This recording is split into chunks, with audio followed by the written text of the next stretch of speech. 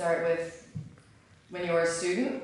And did you always paint with oil paint, just straight oil paint? When you were doing the early figurative, like the early work was oil on canvas. Oil on canvas. And did you prepare your own canvases back then? I did. This was at Sac State? I used rabbit skin glue and like that, gesso. And gesso, and then straight oil out of a tube from the art store sort of thing? Yes, yeah. Right. Did you ever add anything to the oils to make it so, those really thick paintings? No, I mean, I've always painted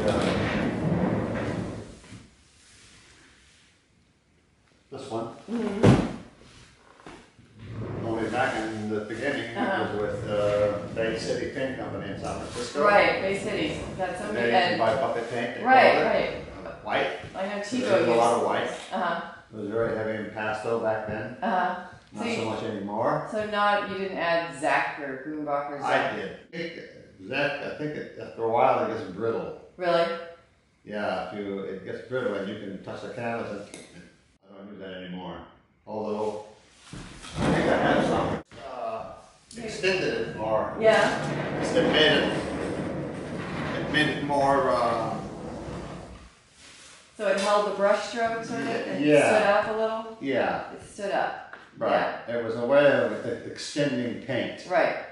Exactly, it's a filler. Right. So in something like Superman, which we have, and it's got that sort of thick surface. I think that had Zach. Yeah, it's a beautiful surface, and it's held up very well. It did, yeah. Very well, yeah. So I think there's instructions on it that says 3 parts Zach to 1 part paint or something like that. I think if you stick, I probably use too much. on some things, but not Superman. He's doing well.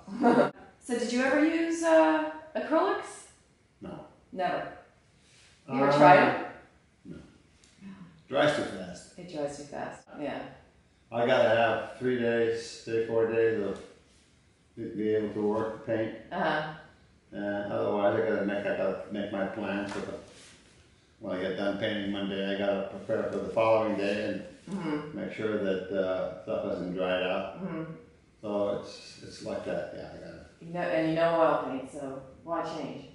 First of all, you probably have someone preparing the canvases now. Do you use commercially available ground? No, I buy commercially prepared. Okay.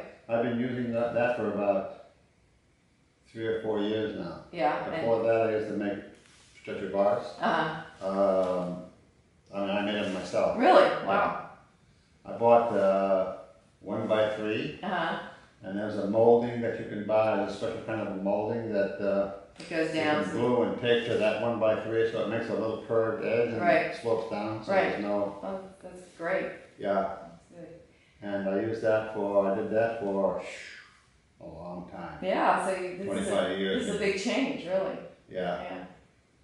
Although I just found a canvas down in my storage, a big one, that has 1x2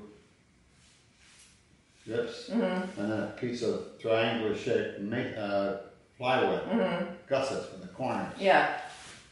So you might use it? My dealer from Vienna was here yesterday. We just did a new multiple. This is it. We brought this. Oh yeah.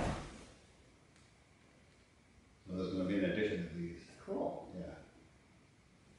This painting I did in 1968, 69. So he said, let's do it. I never finished it. And then finally I was cleaning out my files and I finished, I saw this thing and I took it out and, gee, that looks better than I remember. So I took it out and my daughter finished painting it for me. And we put it in the art fair in Cologne last year and people sold like it for a lot of money. The first thing you do you drawing. Have you always started with a drawing? I always started with drawing. Yeah. Until, 1990 thereabouts. I was teaching at Cal State Hayward. And you have to, during registration, go to the gym. And all the faculty had their time that they're supposed to be in the gym, pulling their duty. Put getting class cards to students who come in. Yeah. And on my everything was alphabetized. Yeah. So on my right, on my left was accounting. Yeah. Then there was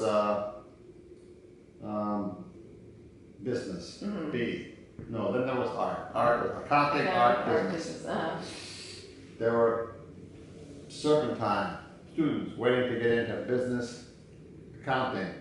About every 30 minutes, a student would come into the gym and come to the art and take an art class. So I realized that the art department is becoming a fossil. It's going to be kaput eventually. Until they did a computer program in the art department, graphic design program. Required art, required painting, required drawing. So all my classes started filling up again. And when I realized that, it was the first time that I said computers. I was always resisting computers. Yeah. But now I do computers. Now I have 5 computers. Really? So you can just put things together on the computer? Yeah. I make collages. This is going to be the one for vinyl painting. Oh, I see. Okay. Yeah. For this guy in LA. He wants Maryland and he wants a canvas who can. Okay, and so do you project it onto the canvas? I make it in my computer. Yeah. And then how do you work it, figure things out. Right. And then I just project that up. I see. So no, and when you project it, do you use a drawn line then just to outline it? Yeah. And what do you use a pencil or something? Yeah. Pencil. Yeah. But like in the old days, like it was Superman, for instance, you would have just I did a drawing. Sketched it out. Yeah. You work it up in some sort of layering system with the paint, or how would you describe your working method for? I paint the face. I paint the face first. If the face doesn't work, nothing works. I've been a figure painter most of my life. When I built the studio in 1984, you look up the window there, you can see palm trees across the street. And so for 1984, thereabouts, I was doing paintings of palm trees. Because that's what you saw out the window. Yeah. Makes sense. And I did that for a while, and it eventually ran out of steam. And the final blow came when Kenneth Baker went to New York and reviewed my show, which was palm trees, and said they looked very tired. And I got kind of depressed. He was right. No, I didn't see the end. I didn't see where it was going to go. Yeah. It wasn't very auspicious. So back to figures? Yeah. And that's about the time I started getting these commissions. And there was an article in a magazine called Art in Auction. And it talked about Roy Lichtenstein and Andy Warhol being off the charts for if you wanted to buy their work. Yeah. You had to get into the millions. Right. But that there were still some first-tier pop artists who are still around, whose work you could buy reasonably. And that was Tom Wesselman, Klaus Oldenburg, Jim Dine, and myself. I mentioned myself. And after that, so all it took was an article. My work took off. They didn't know this themselves. Interesting. Wow. Yeah. Amazing what press can do, huh? And it's been getting, this last year was the best year I've ever had. Well, let's take Phantom Lady, for an example. Those cracks, and I saw this on Barbie Burger, the sort of the sigmoid cracks that, if something hits the canvas or something, it can start to just go out of plane a bit. And it's a very slick background. So I remember when I was looking at Barbie Burger for the show at the the show at Crocker, I advised the owner just to leave it alone. It didn't bother me, and I think if they lit it sensitively, you could really obliterate the look of the cracks. And I didn't suggest that she do anything like line the painting. I don't know what she was after, but in any case, I was just wondering how you felt about those subtle changes in your work that might visually, sort of change the background a bit or something, or throw light off. Does it bother you a lot, or do you just live with a little change, or? It does bother me. It does bother you? Yeah. Yeah. So you don't want to see them? No. No. I don't. And have you ever seen any of your paintings lined? Like really flattened and attached to another? And does that bother you? Oh, tremendously. So yeah, it's kind of funny. I mean, it's sort of an either or sometimes. Like, do you want it completely flat so that the background just, stays as flat as it was meant to be?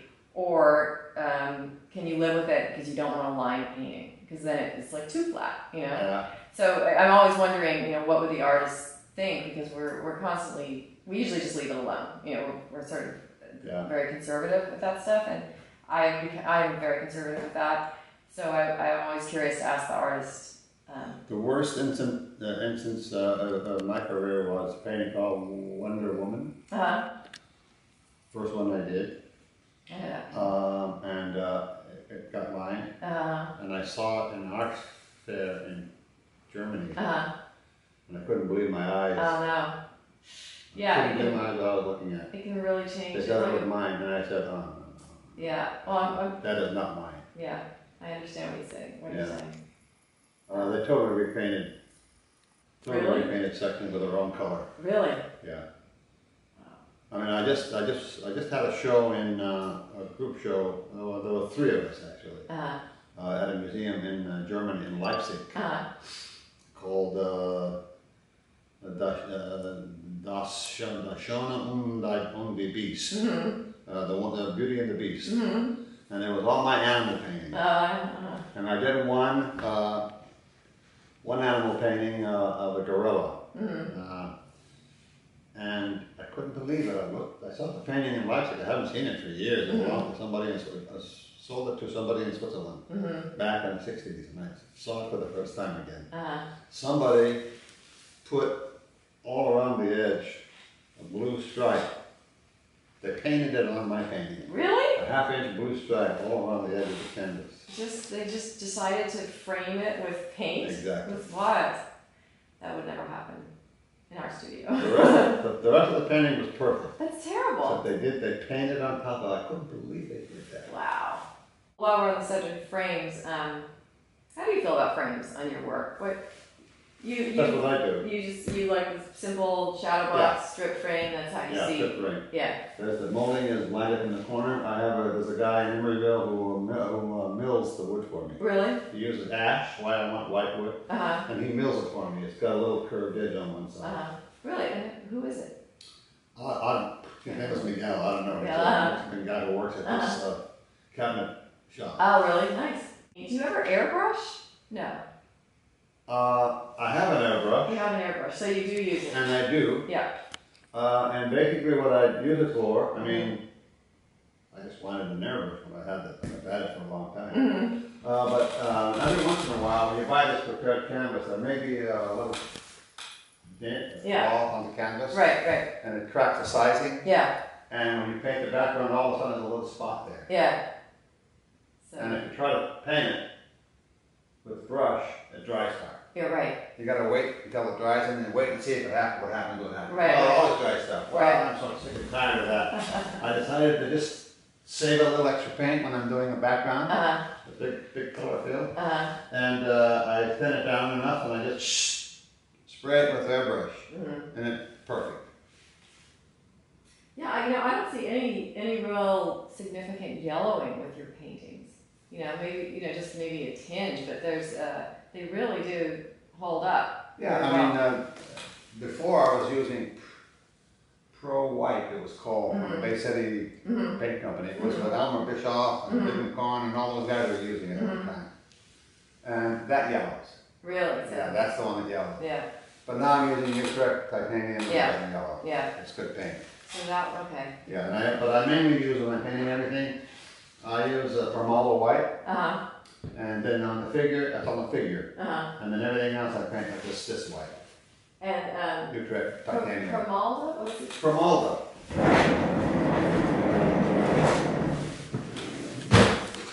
So that's the first white. This one. Yeah. I see. Yeah, it's really good paint. The ultimate artist white oil color.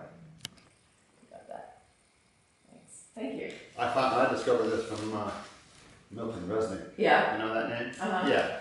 He said that he uses Permalta. He only uses Permalta. Okay. And so I went to the art store and asked him if it had such a thing. Yeah, they got it. They sell a lot of it. Okay. Do you paint when you're in Spain?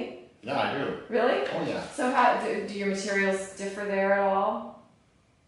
Teton. Here we have Utrecht, Winsor Newton. Yeah. They have Winsor Newton over there also.